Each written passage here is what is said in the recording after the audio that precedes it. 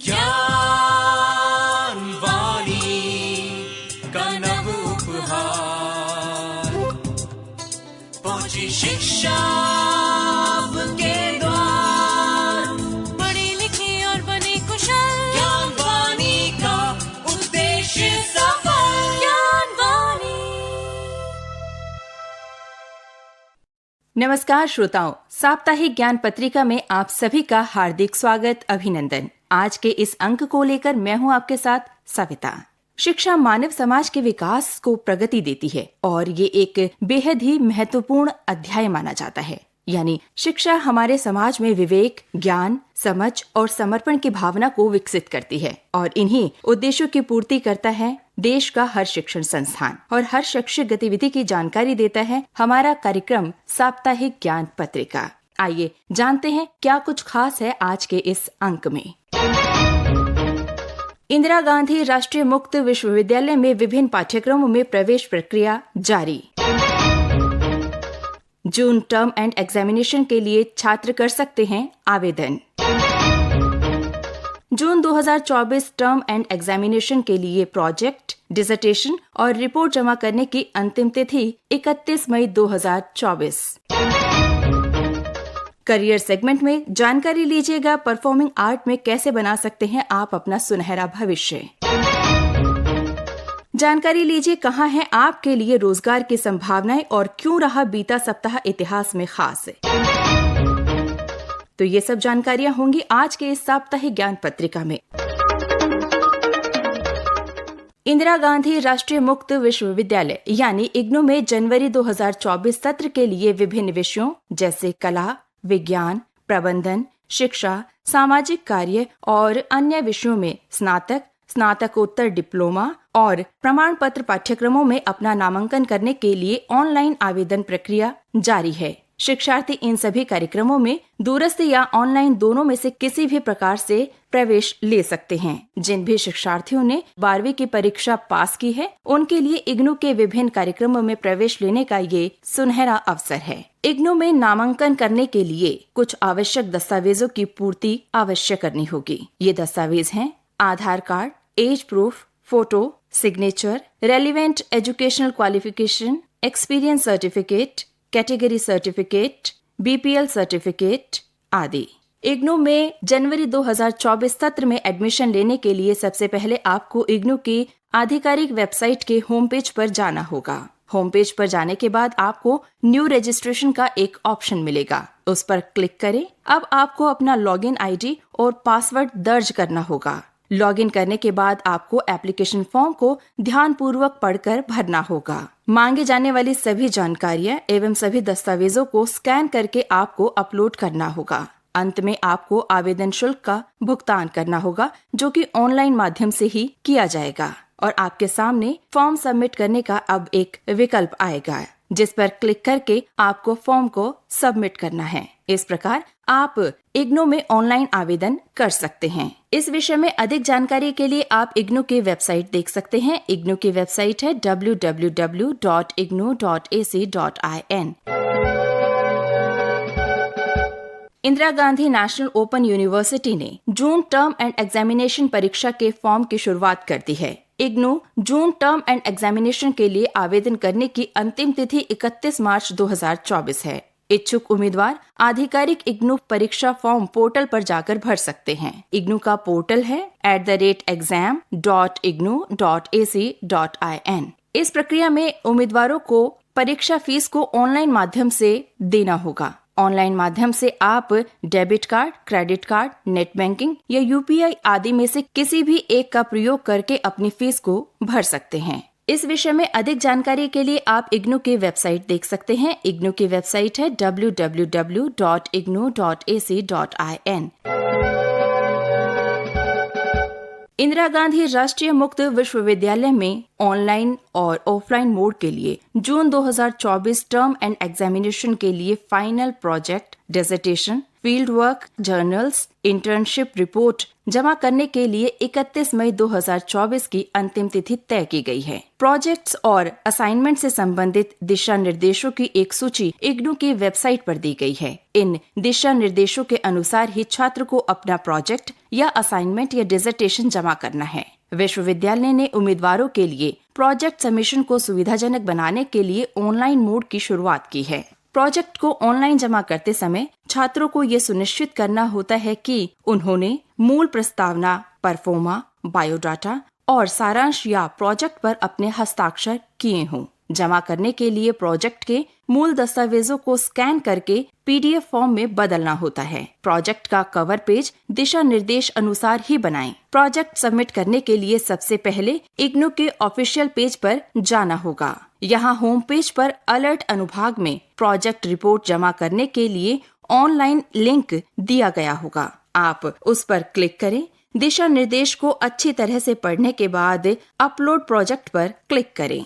इसमें नामांकन संख्या, कार्यक्रम और अन्य विवरण भरें और अपना प्रोजेक्ट अपलोड करके उसे सुविधापूर्वक सबमिट कर दें। इस संबंध में आप अधिक जानकारी के लिए इग्नू की वेबसाइट विजिट कर सकते हैं। इग्नू की वेबसाइट है www.ignu.ac.in। ये थी शिक्षा संबंधित जानकारी। आप सुन रहे हैं साप्ताहिक ज्ञान पत्रिका FM 105.6 मेगाहर्ट्ज ज्ञानवाणी पर। आइए अब लेते हैं जानकारी कैसे बना सकते हैं आप परफॉर्मिंग आर्ट्स में अपना करियर। आज के समय में परफॉर्मिंग आर्ट एक बहुत बड़ा सेक्टर बन गया है, जिसमें theatre, music, dance, singing, acting, music आदि जैसे क्षेत्र आते हैं। यदि आप परफॉर्मिंग आर्ट्स में बनाना चाहते हैं करियर, तो सबसे पहले आपको परफॉर्मिंग आर्ट्स में डिग्री, डिप्लोमा जैसे कोर्स में दाखिला लेना होगा।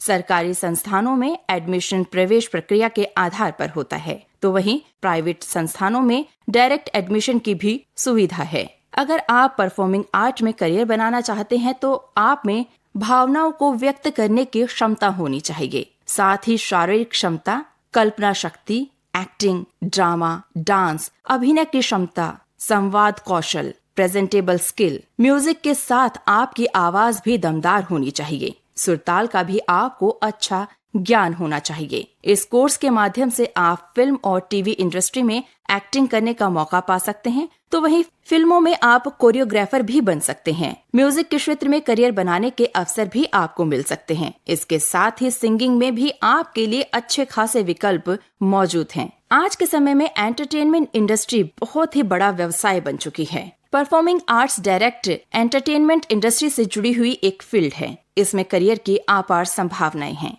देश के कई शिक्षण संस्थान ऐसे हैं जो कि परफॉर्मिंग आर्ट्स में करियर बनाने से संबंधित पाठ्यक्रम करवाते हैं। तो ये थी जानकारी कैसे बनाएं आप परफॉर्मिंग आर्ट्स में अपना करियर। आप सुन रहे हैं साप्ताहिक ज्ञान पत्रिका FM 105.6 मेगाहर्ट्ज ज्ञानवाणी पर। आइए लेते हैं जानकारी कहां है आपके लिए रोजगार की संभावनाएं। RRB यानी रेलवे रिक्रूटमेंट बोर्ड में टेक्नीशियन के पदों के लिए आवेदन पत्र आमंत्रित हैं। इन पदों के लिए आवेदन करने की अंतिम तिथि 8 अप्रैल 2024 है। इस विषय में अधिक जानकारी के लिए आप RRB की वेबसाइट विजिट कर सकते हैं। वेबसाइट है www.rrbapply.gov.in। SSC यानी स्टाफ सिलेक्शन कमीशन में दिल्ली पुलिस और सेंट्रल आर्म्ड पुलिस फोर्सेस के लिए सब इंस्पेक्टर के पदों के लिए आवेदन पत्र आमंत्रित किए जा रहे हैं। इसमें आवेदन करने की अंतिम तिथि 28 मार्च 2024 है। इस विषय में अधिक जानकारी आप ले सकते हैं SSC की वेबसाइट से। वेबसाइट है www.ssc.gov.in। DSSSB यानी दिल्ली सब ऑर्डिनेट सर्विस सिलेक्शन बोर्ड में technician, फार्मिस्ट, store keeper, assistant sanitary inspector आदि पदों के लिए आवेदन पत्र आमंत्रित किए जा रहे हैं। इन पदों के लिए आवेदन करने की अंतिम तिथि 19 अप्रैल 2024 है। इस विषय में अधिक जानकारी आप ले सकते हैं DSSSB की वेबसाइट से। वेबसाइट है www.dssb.gov.in। UPSC यानी लोक सेवा संघ आयोग में senior lecturer, assistant professor, scientist, assistant mining geologist आदि के पदों के लिए आवेदन पत्र आमंत्रित किए जा रहे हैं। इन पदों के लिए आवेदन करने की अंतिम तिथि 28 मार्च 2024 है। अधिक जानकारी के लिए आप UPSC की वेबसाइट देख सकते हैं। वेबसाइट है www.upsc.gov.in। AAI यानी एयरपोर्ट अथॉरिटी ऑफ इंडिया में civil, electrical, electronics, junior executive आदि पदों के लिए आवेदन पत्र आमंत्रित किए जा रहे हैं। इन पदों के लिए आवेदन करने की अंतिम तिथि 1 मई 2024 है। इस विषय में अधिक जानकारी के लिए आप इनकी वेबसाइट विजिट कर सकते हैं। वेबसाइट है www.aai.aero। तो ये थी जानकारी रोजगार संबंधी। आप सुन रहे हैं साप्ताहिक ज्ञान पत्रिका ज्ञानवाणी पर। अब लेते हैं जानकारी, क्यों रहा बीता सप्ताह इतिहास में खास। 17 मार्च 1961 को अंतरिक्ष उड़ान भरने वाली कल्पना चावला का जन्म हुआ। 18 मार्च 2006 के दिन संयुक्त राष्ट्र ने मानव अधिकार परिषद के गठन का प्रस्ताव मंजूर किया। 19 मार्च 1972 के दिन भारत और बांग्लादेश के बीच मैत्री एवं शांति संधि पर हस्ताक्षर हुए। 20 मार्च 2010 में गोरैया नाम की चिड़िया को बचाने के लिए पहली बार विश्व गोरैया दिवस मनाया गया। ये दिन गोरैया के संरक्षण के बारे में जागरूकता फैलाने के उद्देश्य से मनाया जाता है। 21 मार्च 1836 में कोलकाता में पहले सार्वजनिक पुस्तकालय की शुरुआत हुई, जिसका नाम अब नेशनल लाइब्रेरी है। 22 मार्च 1890 में रामचंद्र चटर्जी पैराशूट से उतरने वाले पहले व्यक्ति बने। तो ये थी जानकारी, क्यों रहा बीता सप्ताह इतिहास में खास। आप सुन रहे हैं साप्ताहिक ज्ञान पत्रिका ज्ञानवाणी पर। आइए जानकारी लेते हैं, क्यों मनाया जाता है विश्व मौसम विज्ञान दिवस।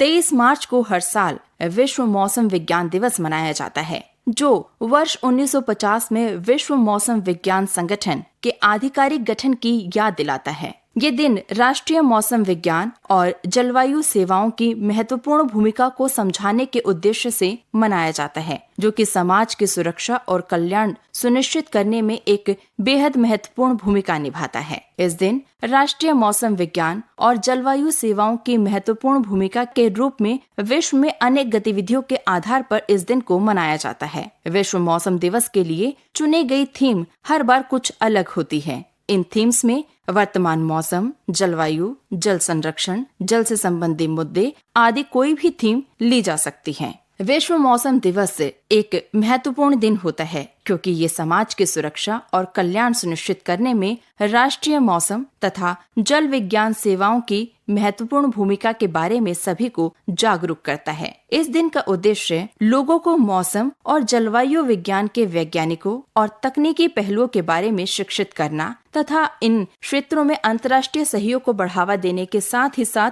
लोगों को मौसम और जलवायु के प्रति संवेदनशील बनाने के लिए भी किया जाता है। तो ये थी जानकारी, क्यों मनाया जाता है विश्व मौसम दिवस।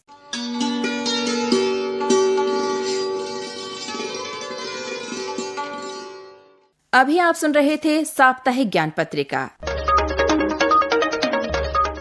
इस कार्यक्रम को आप तक पहुंचाने में तकनीकी सहयोग दिया PP शर्मा ने, स्वर एवं आलेख सविता का, कार्यक्रम का संपादन किया सदन लाल ने और कार्यक्रम के प्रस्तुतकर्ता थे मुकेश सक्सेना। अब इस कार्यक्रम से मुझे यानी सविता को दीजिए इजाजत। नमस्कार।